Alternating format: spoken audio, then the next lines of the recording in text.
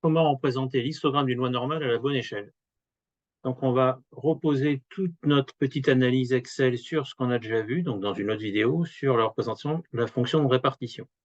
Donc, l'idée était la suivante. On avait Z, donc la centrée réduite. On sait qu'on est entre moins 4 et 4, on a pratiquement toutes les valeurs. On avait des réduits et des centrés.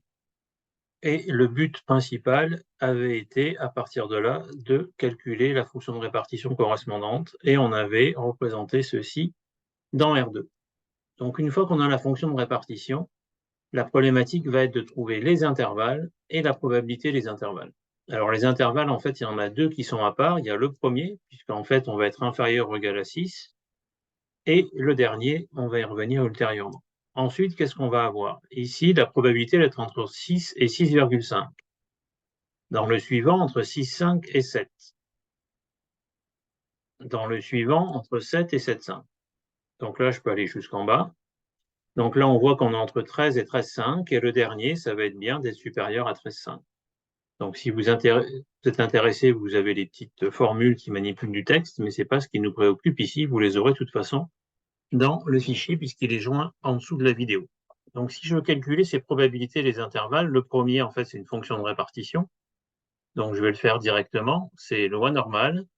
Je vais calculer la probabilité d'être plus petit que 6 avec comme espérance 10 et comme écart type 1. Et comme je veux la fonction de répartition, je mets le 1. On va aller bloquer la fonction, enfin l'espérance et l'écart type, c'est fait.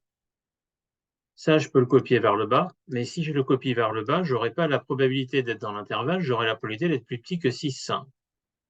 Donc, si je veux trouver la probabilité d'être plus petit, d'être entre 6, 5 et 6, je vais retrancher à ça, ici, la probabilité d'être plus petit que 6. Donc, il n'y a pas d'inférieur ou d'inférieur égal, puisqu'on est sur des lois continues, même si je l'ai représenté schématiquement avec les crochets ouverts ou fermés.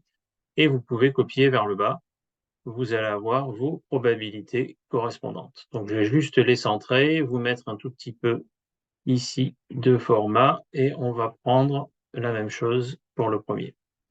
Et le dernier, ça va être la probabilité de dépasser 13,5, donc ça va être le complémentaire de la loi normale.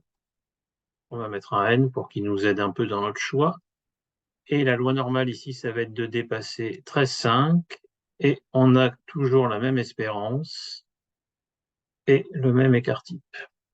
Et on est toujours en cumulative. On va prendre le même format par souci d'homogénéité, et voilà la probabilité de l'intervalle que vous avez. Une remarque, c'est qu'en fait cet intervalle ici, central, ne couvre pas l'espérance, puisque la valeur moyenne de cet intervalle, c'est 10,25.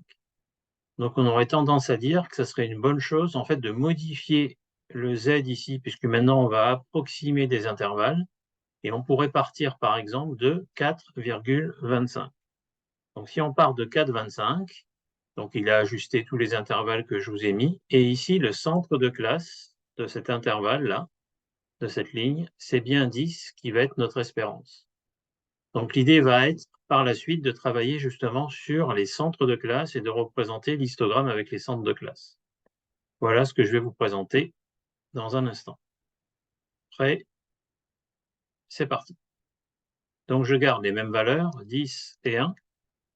J'avais mes valeurs de x en commençant justement à moins 4,25, ce qui me donne la transformation ici de 575, et j'ai mes centres de classe pour les intervalles que je vous avais montrés précédemment. On a bien les probabilités de notre intervalle. Le dernier, c'est bien ce que je vous avais mentionné précédemment, et on a bien la fonction de densité, si vous voulez, qui est approximée par l'histogramme, avec le mode qui est bien sur la valeur 10. Voilà. Alors, petit exercice du même type, pour présenter la loi pour les prix à Paris, donc une moyenne de 150 en milliers d'euros, un écart type de 130 000 euros, pour les superficies, pour un dé éventuellement, et autres, comme on avait déjà fait pour les fonctions de répartition. Bon travail, et à très bientôt pour cette petite correction.